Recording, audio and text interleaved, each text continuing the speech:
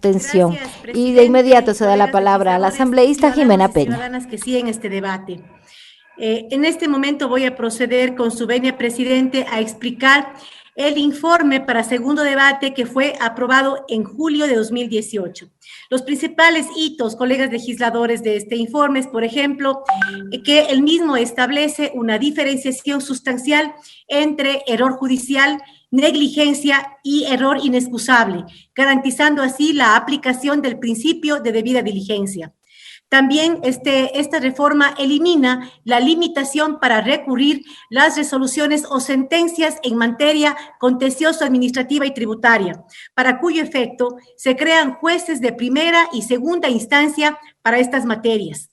También se establece que las pasantías que deberán realizar los egresados de Derecho como requisito previo a su titulación sean remuneradas de manera obligatoria en ejercicio del derecho a una remuneración justa. Además, se elimina la restricción para que aquellos profesionales del derecho que sean servidores públicos puedan ejercer patrocinio legal. Además, se concede al Consejo de la Judicatura la autonomía en el manejo y la adecuada administración de sus archivos judiciales. Vamos a explicar ahora punto por punto, hito por hito, de manera más detallada.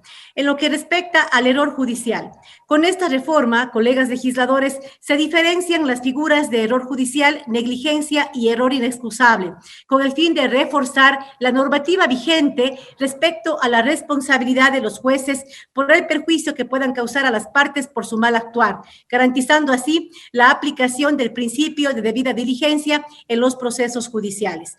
Para este propósito se agrega en el párrafo final del artículo 15 de la ley vigente, que define el principio de responsabilidad de los jueces y su alcance, se añade la frase error judicial.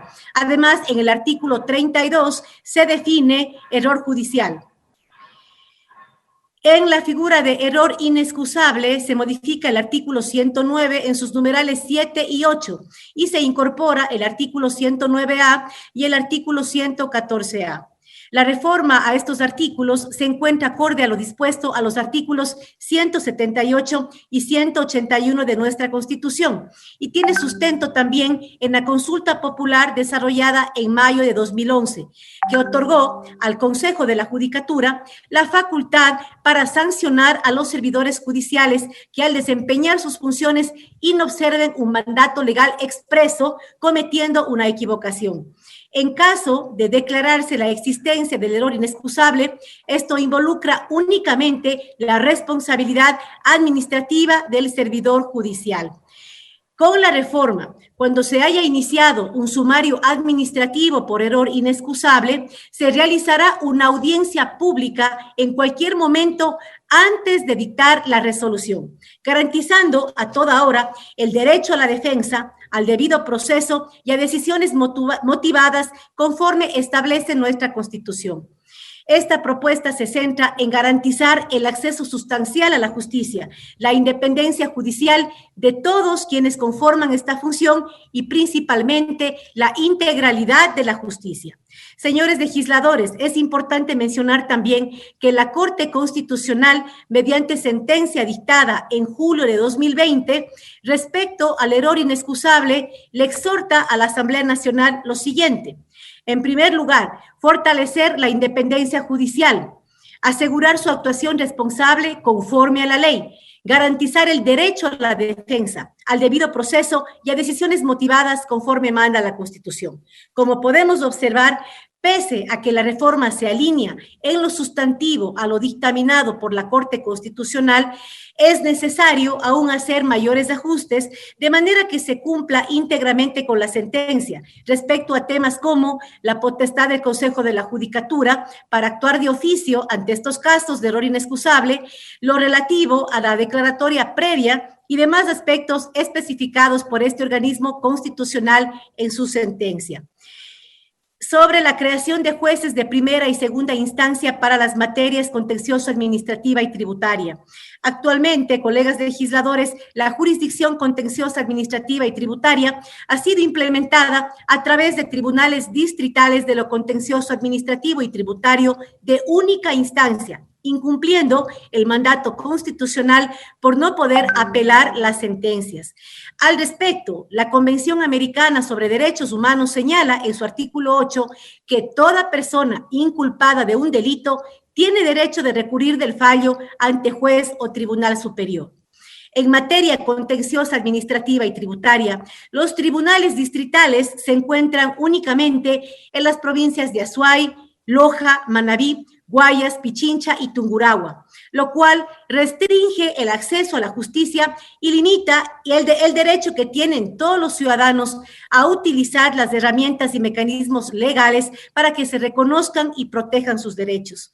Por tal razón, el proyecto de ley sustituye los artículos 216 y 218 del Código vigente y establecen que en cada provincia existirán el número de juezas y jueces de lo contencioso administrativo y tributario que determine el Consejo de la Judicatura, quien además señalará la sede de la Judicatura y la circunscripción territorial en la que tenga competencia. En caso de no establecerse, la misma será provincial. Con la creación de jueces de primera y segunda instancia para las materias contencioso administrativa y tributaria, se subsana, señores legisladores, finalmente el incumplimiento al mandato constitucional para recurrir todo tipo de sentencias o resoluciones ante un órgano superior reconocido en el artículo 76 de nuestra Constitución. Sobre pasantías remuneradas, señores legisladores, se sustituye el capítulo 3 del título 7 por pasantías obligatorias para los estudiantes de las facultades de Jurisprudencia, Derecho y Ciencias Jurídicas. Otro de los aspectos importantes de este proyecto de reforma es lo referente al patrocinio legal gratuito.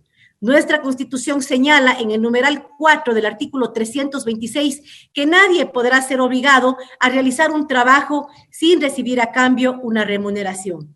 Por ello, la necesidad de reformar el régimen de pasantías obligatorias para los estudiantes de las carreras de Derecho o de Ciencias Jurídicas, estableciendo que las mismas sean remuneradas de manera obligatoria, según el reglamento que para el efecto dictará el Consejo de la Judicatura.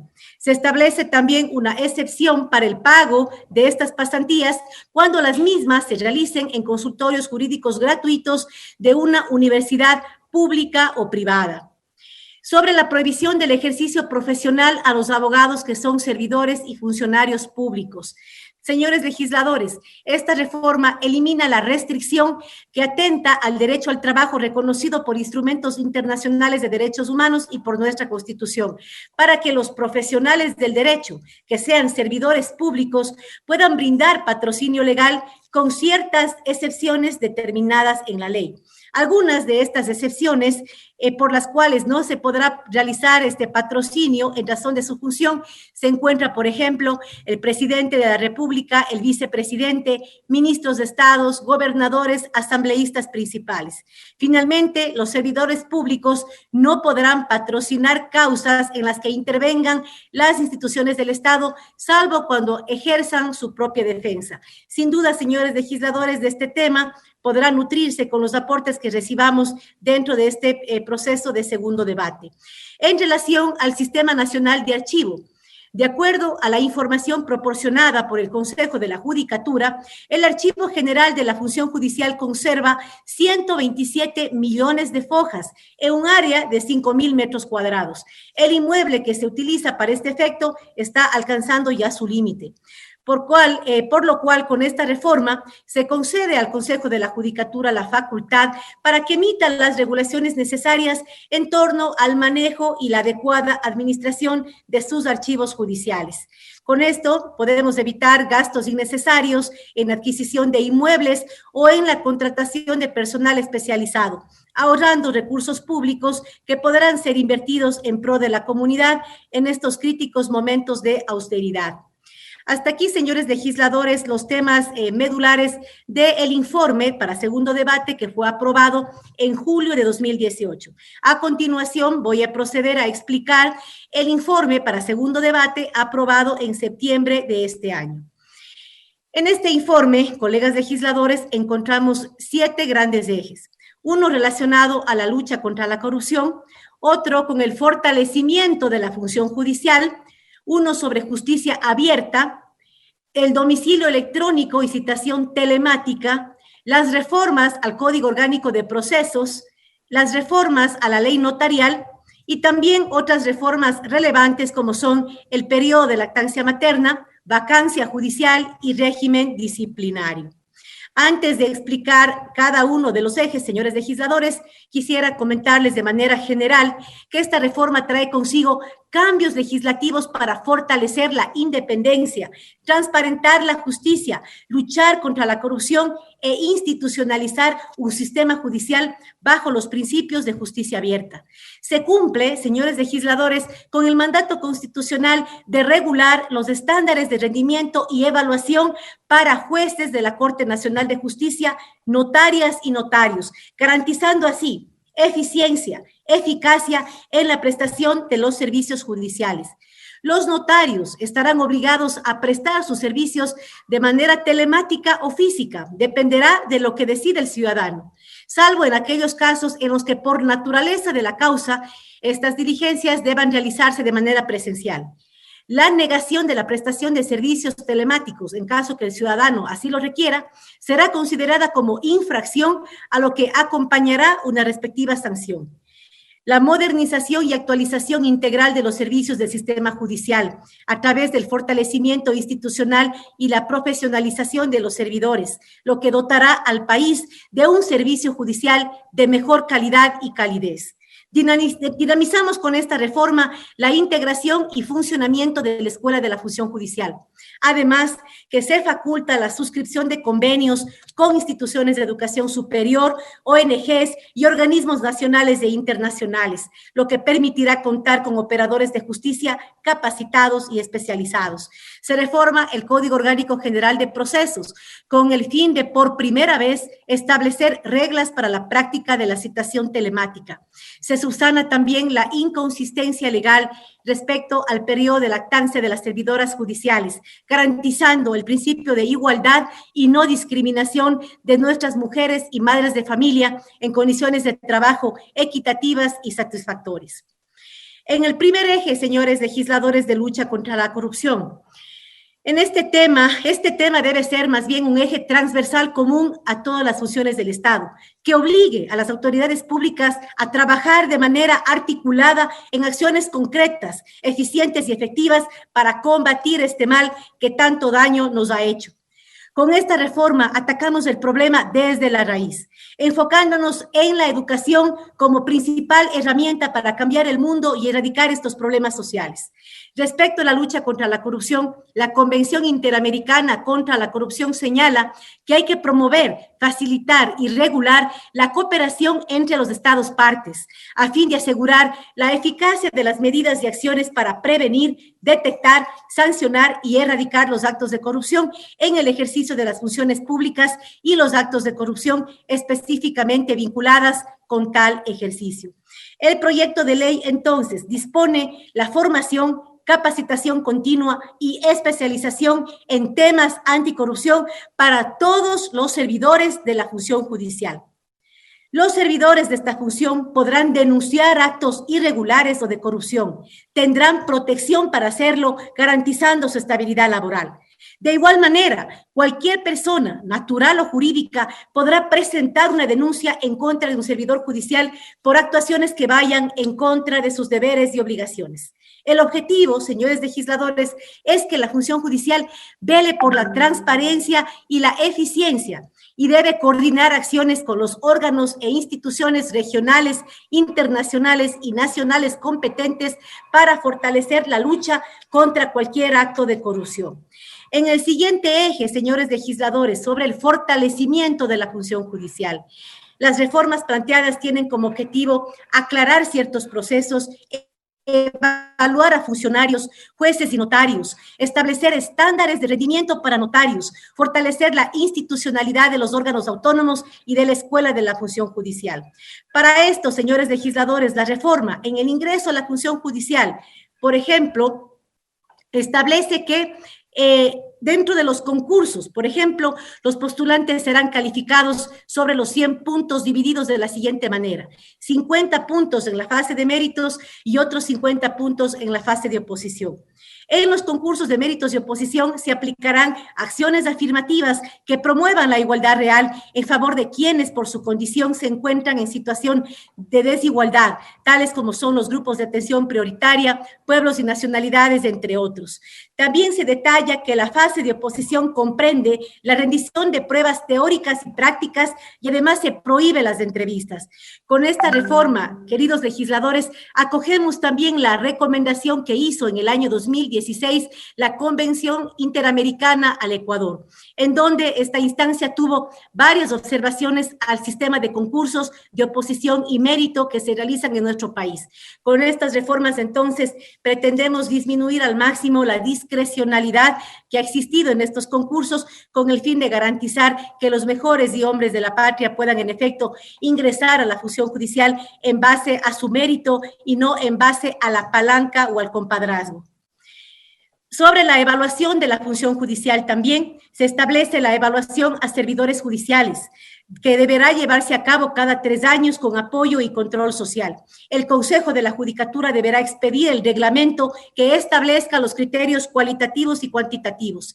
Se resalta que se evaluará periódicamente el servicio y la productividad de los órganos de la función judicial.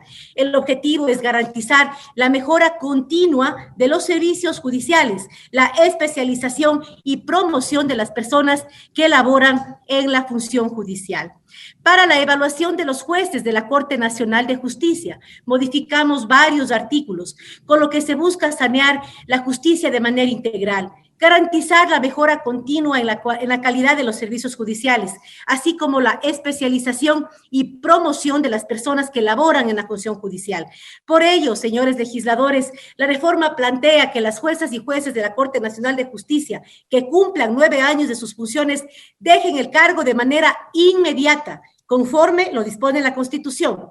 Los jueces de la Corte Nacional de Justicia que dejen su cargo por las causales previstas en la ley serán reemplazados por la conjueza o el conjuez especializado mejor puntuado en la última evaluación dirigida por el Consejo de la Judicatura, garantizando así el acceso a la función judicial de profesionales según sus méritos, sin nepotismo o influencia de algún tipo.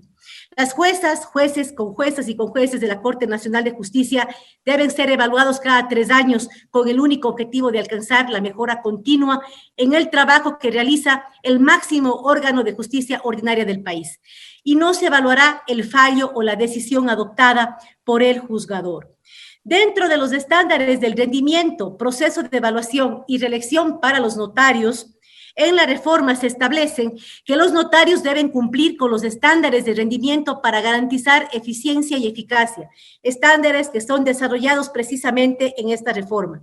Cada 3 años serán evaluados. El incumplimiento de al menos 70 puntos en las 2 evaluaciones será causal de remoción y de inhabilitación para la reelección. Permanecerán en el ejercicio de sus funciones por un periodo de 6 años y podrán reelegirse por una sola vez para la misma u otra notaría si ha cumplido con los estándares de rendimiento previstos en la ley. Se incluye también como infracción la no prestación del servicio cuando debe realizarlo. Y se establece la posibilidad de que los servicios notariales sean prestados de manera telemática. Señores legisladores, respecto a la reforma de la reelección de los notarias y notarios, es importante recordar lo que establece el artículo 200 de la Constitución de la República y el artículo 300 del Código Orgánico de la Función Judicial. Por tal motivo, solicito comedidamente al señor secretario se sirva dar lectura a estos 2 artículos que he mencionado. Escuchamos ahí a la asambleísta Jimena Peña, quien es la presidenta de la Comisión de Justicia y Estructura del Estado, en el marco... Artículo 200, Constitución de la República. Las notarías y notarios son depositarios de la República, serán nombrados por el Consejo de la Judicatura, previo concurso público de oposición méritos sometidos a impugnación y control social. Para ser notaria o notario, se requerirá tener título de tercer legalmente reconocido en el país y haber ejercido con probidad notoria la profesión de abogada o abogado por un lapso no menor de 3 años. Las notarias y notarios permanecerán en sus funciones 6 años y podrán ser elegidos por una sola vez. La ley establecerá los estándares de rendimiento y las causales para su destitución. Hasta aquí el artículo 200 de la Constitución. Artículo 300 del Código de la Función Judicial. Duración en el cargo. Las notarias y los notarios permanecerán en el ejercicio de sus funciones 6 años y podrán ser elegidos por una sola vez. Quienes hubieran sido reelectos podrán libremente participar en los concursos que se abran respecto de otras notarías cuando concluya su segundo periodo. Hasta aquí las disposiciones pertinentes, señor presidente. Gracias, señor secretario. Señores legisladores, como ustedes pudieron haber escuchado, y voy a recalcar nuevamente la frase del artículo 200 pertinente a esta reforma. Nuestra Constitución establece que las notarias y notarios permanecerán en sus funciones 6 años y podrán ser elegidos por una sola vez. Y en el artículo 300 del Código vigente, por alguna razón, se encuentran 2 líneas que contradicen totalmente el espíritu de la Constitución, ya que establece que quienes hubieran sido reelectos podrán libremente participar en los concursos que se abran respecto de otras notarías cuando concluya su segundo periodo. Es decir, la ley vigente claramente contradice el espíritu del constituyente. Este código vigente, entonces, señores legisladores, tiene una antinomia de carácter constitucional que se contrapone ampliamente al tiempo en que un notario o notaria permanecerá en sus funciones. Es fundamental para mí, señores legisladores, como presidenta de la Comisión de Justicia, transparentar el debate que hemos tenido dentro de la comisión, en la cual se evidenciaron 3 posiciones diferentes, ninguna de ellas con una mayoría que nos permita tener una posición firme en este informe. Y ha sido un pedido de los señores legisladores que estas posiciones se puedan transparentar. Hemos hecho lo propio en el informe y en la ponencia también quisiera tomarme el tiempo para explicar estas 3 posiciones. En la primera posición, sobre la reelección de notarios, se establece que quien cumpla los estándares de rendimiento podrá reelegirse por una sola vez para la misma u otra notaría. Es decir, esta propuesta cumple con el mandato constitucional. La segunda propuesta dice que, previo concurso de méritos y oposición, podrá elegirse por una sola vez o para la misma u otra notaría. La diferencia entre esta y la anterior es que esta segunda alternativa establece que para poder reelegirse tienen que enfrentar los notarios un concurso de méritos y oposición. Sin embargo, ambas propuestas conservan el espíritu constitucional de que los notarios puedan ser reelegidos por una sola vez para la misma u otra notaría. Y hay una tercera posición que establece que quien cumpla los estándares de rendimiento podrá reelegirse por segunda ocasión. Es decir, un notario que cumpla con los estándares de rendimiento puede reelegirse para un segundo periodo y podría hacerlo para un tercio de rendimiento. En este sentido, estaríamos hablando que un notario podría permanecer en su cargo un total de 18 años. Estas son las 3 posiciones que se debatieron dentro de la Comisión de Justicia. Me permito presentarlas así de manera detallada para que ustedes puedan referirse a cada una de ellas en este proceso de segundo debate. En lo relacionado a la Defensoría Pública, señores legisladores, se amplían las atribuciones y funciones de la Defensoría Pública con la finalidad de garantizar a las personas el derecho de acceso a la justicia. La Escuela de la Función Judicial coordinará acciones con los organismos de especialización y formación continua y capacitación de la Defensoría Pública. Además, se determina quiénes son servidores de esta institución. En la Escuela de la Función Judicial, señores legisladores, esta reforma pretende fortalecer a la Escuela de la Función Judicial, sus atribuciones, desconcentrando su directiva e integrando a todos los órganos que conforman el sistema judicial a través de la conformación del Consejo Directivo Plural que permita mantener la adecuada coordinación entre el Consejo de la Judicatura y los órganos autónomos. Esta reforma permitirá complementar los procesos de formación inicial continua y capacitación de los servidores judiciales a través de cooperación con la academia y con órganos del sistema internacional especializados en materia de derechos humanos, debido proceso y mecanismos de promoción y protección de derechos. Este cuerpo colegiado, además, definirá mallas curriculares, planes, programas y proyectos de formación y capacitación, cuyo cumplimiento y ejecución queda a cargo del director de la escuela. Además, la escuela mantendrá su competencia exclusiva para la formación inicial, lo que se complementará con la capacitación y formación continua que estará a cargo de la propia escuela y de los organismos de Fiscalía General del Estado y Defensoría Pública. En el eje de justicia abierta, señores legisladores, dentro de la modernización de los estados se han propuesto una serie de herramientas a implementar con el fin de que sus ciudadanos sean partícipes de un sistema político, económico, social y jurídico. La reforma a este Código de la Función Judicial sienta las bases normativas que permitirán la institucionalización de un sistema bajo los principios de una justicia abierta. Fomenta la transparencia y colaboración para que exista mayor cercanía entre la función judicial, abogados y ciudadanos, que permitan mantener una retroalimentación constante entre las partes, ya que solo así lograremos todos y de la mano hacer de la justicia una práctica diaria. Se busca transparentar y permitir el acceso a información útil para la gente, tales como publicación de estadísticas judiciales, rendición de cuentas de cada judicatura, agendas judiciales, sentencias y jurisprudencia, formularios de contactos, entre otros. La comisión consideró que se debe transparentar los procesos de la función judicial, permitiendo el acceso a la información pública y a la apertura de datos adicionales a los existentes a la ley que regula el acceso a la información pública. Por ejemplo, las agendas de las judicaturas, tribunales y cortes, así como estadísticas judiciales, sentencias expedidas y jurisprudencia, procesos de selección de las servidoras y servidores de la función judicial y los resultados de la evaluación de su desempeño, normativa legal y reglamentaria vigente con sus reformas y doctrina. En el eje de domicilio electrónico y citación vía telemática, no podemos, señores legisladores, permanecer estáticos, inactivos o pasivos ante los múltiples avances tecnológicos que todos nos hemos visto obligados a aprender y aplicar en nuestra vida diaria, ya sea para mayor eficiencia de nuestros trámites, para optimizar nuestro tiempo o para facilitar la ejecución de nuestras actividades. Con esta reforma se busca dinamizar aquellos trámites o viejas prácticas que por poco han quedado obsoletas a través del mejoramiento y modernización de todo el sistema judicial. Se crea el Sistema Único de Notificaciones y Gestión de Trámites y el buzón electrónico, con lo que brindamos una respuesta efectiva a las demandas actuales de la sociedad, precautelando la salud y la seguridad de los ciudadanos ante esta nueva normalidad. Con el Sistema Único de Notificaciones y Gestión de Trámites, se permitirá que personas naturales puedan entregar, recibir o enviar comunicaciones y documentación oficial con la finalidad de ejercer sus derechos y cumplir con sus obligaciones legales.